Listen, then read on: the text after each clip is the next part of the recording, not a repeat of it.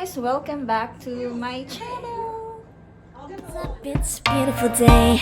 My beginning will be as bright as the sun. Come, won't you come along? And it feels so bright. So for today's video,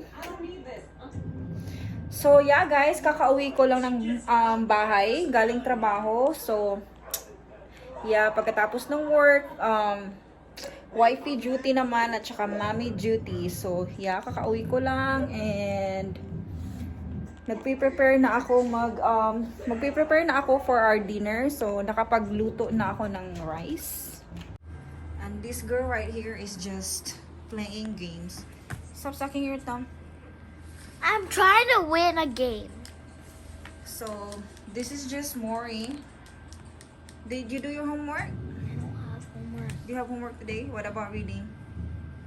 Can you do reading? Okay, I will. At least 30. Si daddy naman, nasa trabaho siya. I mean, nasa gym. Nagji-gym siya kasi. So, nandun si Jason sa gym ngayon. Nag-workout. So, yes. So, ngayon, magre-ready lang ako ng lulutuin ko for our dinner. So, actually, naka-ready na ako. Meron na akong na-prepare na. So, gagawa tayo ng chicken sisig, guys. So, sizzling chicken sisig para kay Jason. Para sa asawa ko, yun ang dinner niya. Yan, pin-prepare ko na. Ito naman ang ulam natin. Isda. Ano siya? Bigay siya ni Mami Nancy. Binigyan ako ni Mami Nancy. So, yan. Wahoo fish. So, ipiprito lang natin yan. Yan lang ang ulam ko. So, iba-iba yung ulam namin, guys. So, kay Maury, ito na rin yung ulam ni Maury. So, kasama. Maghati na. So, habang hinihintay, maglinis-linis muna tayo ng konti. Mag-imis-imis tayo ng konti. No?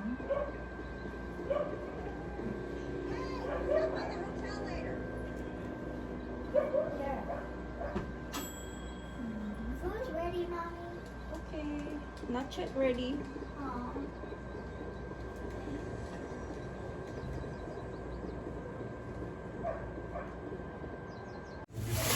Lisa, can you throw trash, please? Hurry up. Mama, turn the floor back there because it's full up. Where? This one, the other side. So, yun guys. Ipi-prepare muna natin yung mga nang gagamitin natin sa sisig. Chicken sisig.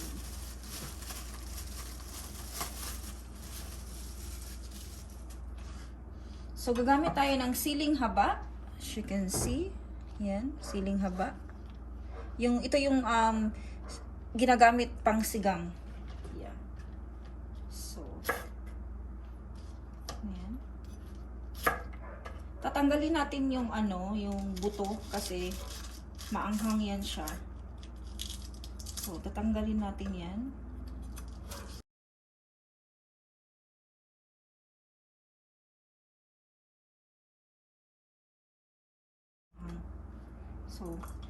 So ganyang amount lang yung kailangan natin.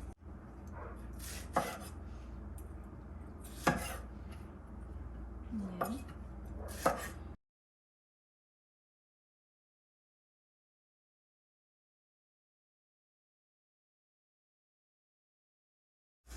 Next naman guys is onion. So,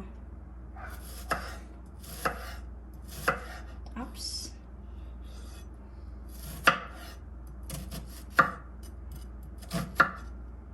So, ganyan yung proper paghiwa ng onion para pag chop nyo siya ng pa-square, hindi kayo mahirapan. So, ganyan. Mas mabilis, mas hindi siya kalat. Yep. Yan na. Tsaka kailangan din natin ng bawang. So, natadtad ko na siya kanina, itong bawang. So, ganyan. Tadtarin nyo yung bawang.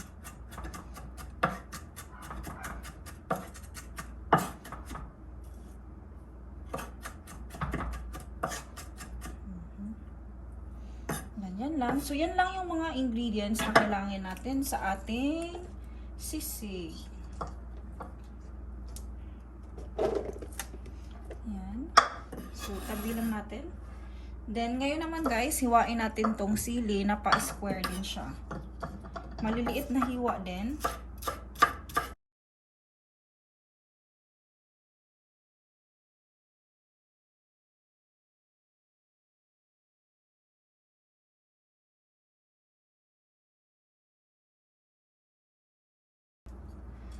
Yan. So, tapos na tayo sa mga spices natin na kailangan natin sa ating chicken. Yan. Siyempre, kailangan natin ng chicken sa ating sisig. So, gagamit ako ng chicken breast. Yan. Chicken breast ang gagamitin natin, guys. So, yan. So, itabi muna natin tong mga spices natin. So, ilagay natin siya sa isang pinggan.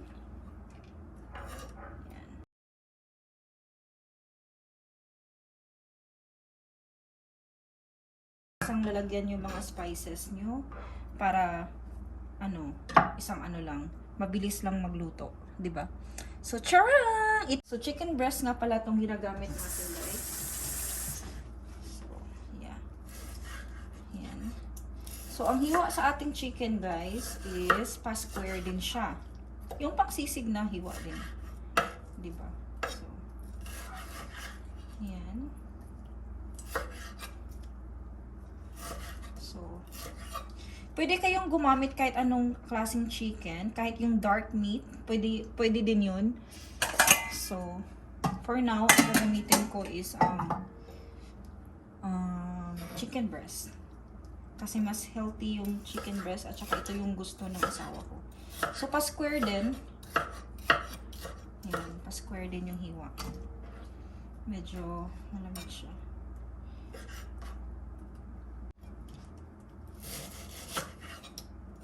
So, depende sa inyo guys kung gaano kadami yung chicken na gagamitin ninyo. Sa akin kasi, mga dalawang lang to. Kasi, kailangan kong i-measure yung food ng asawa ko kasi nag-workout nga siya. So, meron siyang food measurement na yung kakainin niya lang a day. So, yan. So, ito lang yung tamang measurement, tamang volume para sa kanya. Dadami na din to kasi maglalagay tayo ng spices pa. So, yan.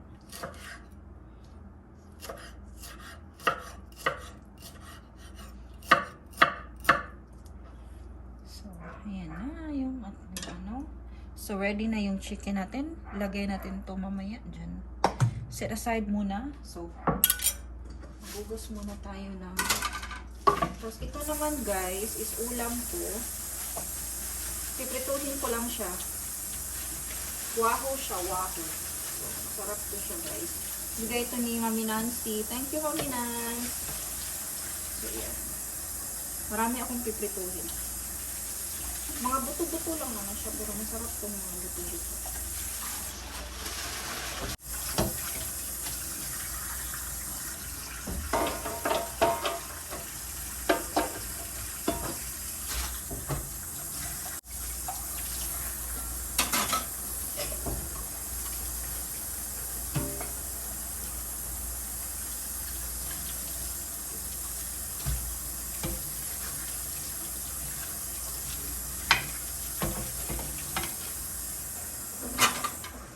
Ayun na nga guys, tapos ko nang may prepare yung lulutuin ko. So, as you can see, ako lang mag-isa sa bahay. Si Mori lumabas siya nakipaglaro sa friend niya. So, ako lang ngayon dito sa bahay. So, mag-iimis, magluluto. Yan talaga ang buhay. Ang buhay, mommy. So, kailangan sakusuhin ang bahay, magluluto, magtrabaho. So, yes. 3, 4, 5. 1, 2, 3, 4, 5. 1, 2, 3, 4, 5. Mama, look. Yep. Mommy, look. Mama. Yup. Aray ko. Huli ka muna. I'm sticky. Nak, ano ba? So, okay guys, kakainin ni Jason yung sisig niya. So, umpisa na natin. Naglip tint ako guys kasi maputli ako sa... Dapat maganda tayo sa video. Umpisahan na natin. Hi guys, welcome back to Mommy Jap's Kitchen.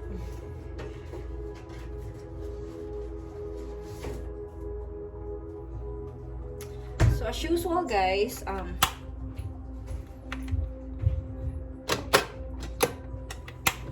so gamit lang tayo ng portable stove.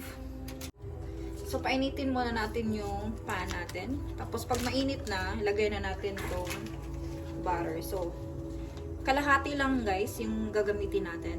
Hindi naman kalahati, parang 1/4 siya nito.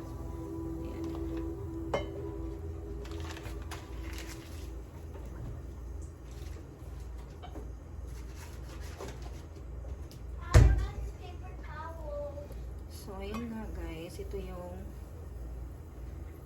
buhay. Buhay may asawa. Asawa pa more. Mommy, there's your paper towel you wanted. Ha? There's your paper towel you Ba't wanted. maitim yung ano? Yeah, thank you. Kung wala kayong butter guys, pwede kayong gumamit ng star margarine. Yes. At saka, kung walang star margarine, pwedeng oil. Huwag pahirapan ng buhay. So, yeah. Kaya lang naman ako gumamit ng butter kasi ang totoo guys, naubusan ako ng mantika.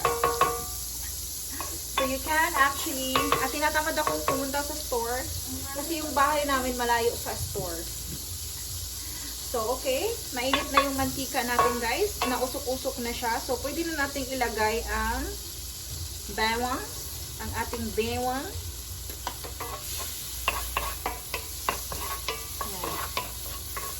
Guys, ang sikreto ng ng pagigisa, so dapat medyo sunog, hindi naman sunog, yung golden brown yung bawang natin para mas lumabas talaga yung aroma. Aroma. So para lumabas talaga yung aroma, guys. Yeah.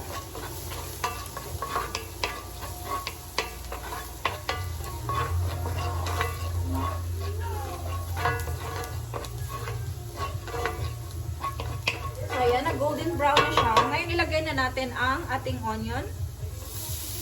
Maraming onion, guys, kasi gusto ko maraming onion. So, it's really up to you kung dadamihan mo ang onion. Pero for me, gusto ko konti lang ang onion. I mean, maraming onion. Ayan.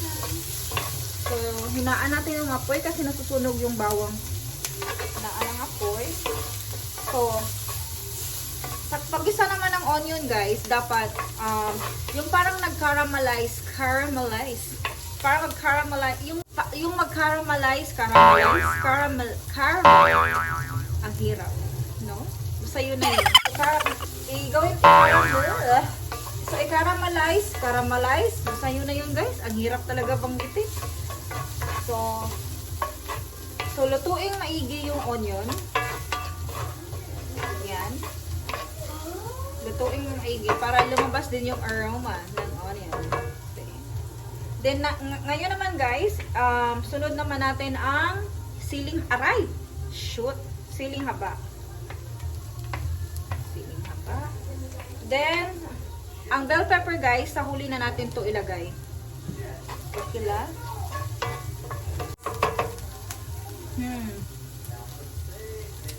I wish guys nandito kayo na i-smell nyo yung amoy. It's so smelly good. It smells so good. Yes. So, ayan na.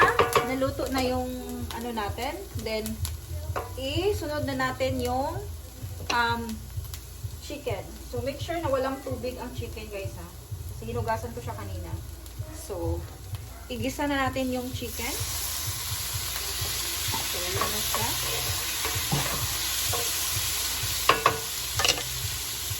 Then, hinaan muna natin. Then, maglagay tayo ng black pepper. Black pepper.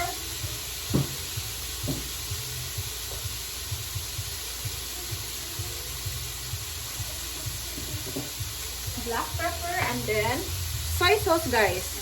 So, maglagay tayo ng soy sauce. Huwag masyado. So, ano ka lang, tawag dito? Ang tawag doon, yung dahan-dahan lang. Dahan-dahan lang, guys. Huwag mong biglain. Okay. Hindi ako maglalagay ng asin kasi maalat na yung yung maalat na tong soy sauce. Tsaka maglalagay din tayo ng mayonnaise. Okay? So, masyado na siyang aalat. Pag maglagay pa ako ng asin. So, lutuin muna natin yung chicken bago tayo maglagay ng mayonnaise. So, yan.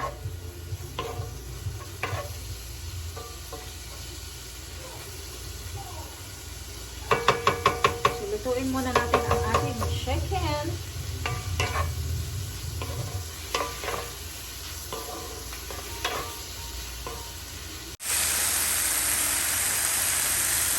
So, ayan siya, guys. So, lulutuin muna natin ang chicken bago natin ilagay ang mayonnaise. Okay?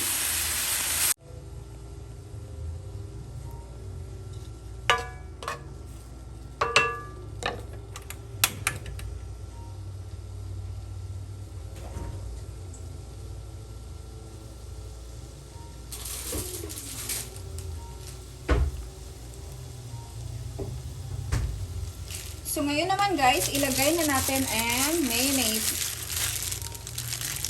Maglagay na tayo ng mayonnaise. Kahit anong klaseng mayonnaise guys is fine. So, like I said, dahan-dahan lang din ang paglagay ng mayonnaise kasi tawag dito, ma-fatty siya. So, dapat dahan-dahan lang. So, ayan na guys. Ready na yung sisig natin. Yan. So, ngayon naman guys, ilagay na natin yung bell pepper natin. Pwede na natin ilagay ang bell pepper. So, yun na. Napakadali lang siyang lutuin guys. Napakadali. Napakabilis. So, ayan na. May sisig. Chicken sisig na tayo. Tikman natin.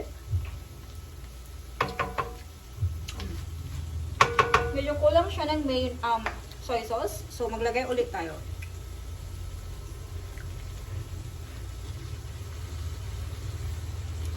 Yan.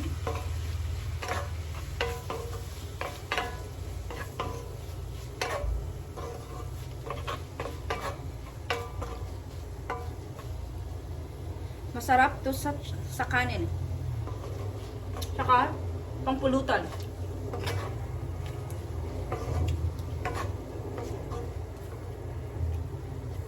So, medyo maanghang siya. So, ang tawag dito, spicy sisig chicken.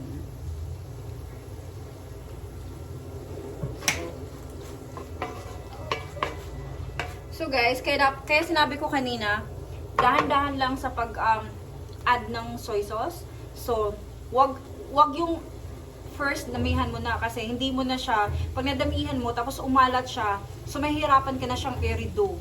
Mahihirapan ka na. So, ang ginagawa ko pag nagluluto ako, unang patak, yung baga dahan-dahan ako yung paunti-unti hanggang makuha ko na yung perfect na lasa, perfect na, ano pa na yun.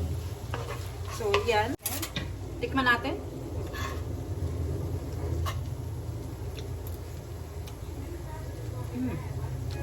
Sarap. Pwede siya pang pulutan. Medyo manghang lang siya.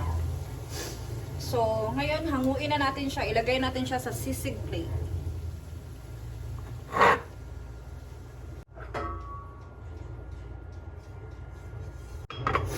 So, ngayon, ilagay na natin siya sa sisig plate. Then, kumuha ulit tayo ng butter.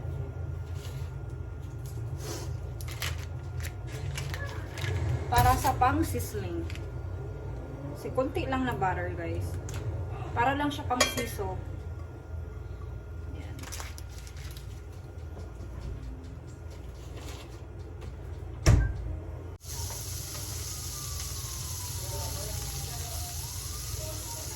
So, ayan. na yung ano natin, pwede na natin ilagay yung chicken. Ito yung sisig natin. So, can you hear that? Ooh! It's sizzling!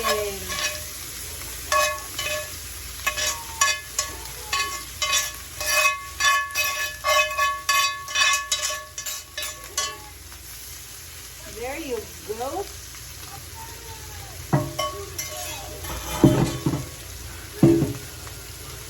Yan, luto na yung sisig na. Lagyan natin ng mayonnaise sa... There you go. Ganda na, di ba?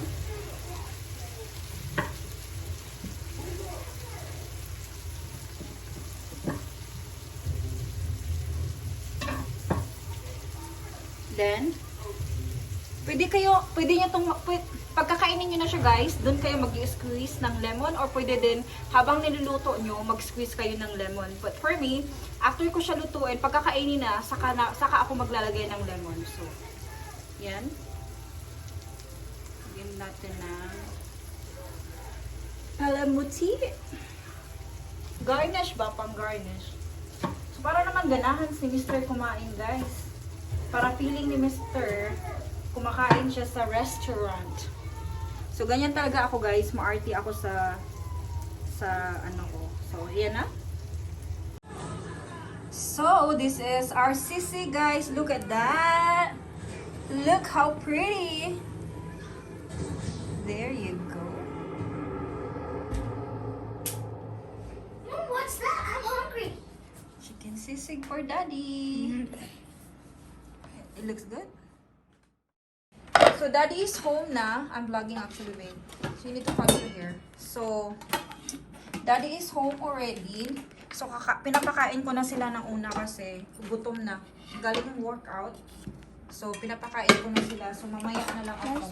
Lulutuin ko pa yung fish ko. So, yan. Yan yung sisig na niluto natin kanina. Mom, it's spicy. So, yeah, it's spicy. Now, it's the... Tell me how it... Tell me how it tastes, daddy. Oh. How is it? How is it? Spicy? Yeah. So, yan na. Rice lang naman yung kinain mo na. So, how's your sisig with rice? Masarap? Masarap? Masarap, my love? Spicy. Spicy, but masarap. Huh? Because usually one chicken breast is like 10 ounces. 10 ounces. It's good, babe. Huh? Good. Of course, I'm the one cooking.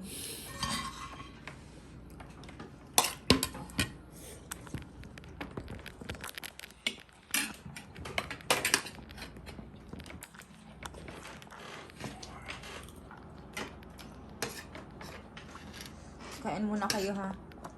Kasi magluluto ako ng fish ko. Ikaw mo nang mag-vlog, daddy. Daddy, ikaw mo nang mag-vlog. Vlog. Man. Some good stuff. Should you put some lemon? Oh man. Yeah, you need to squeeze.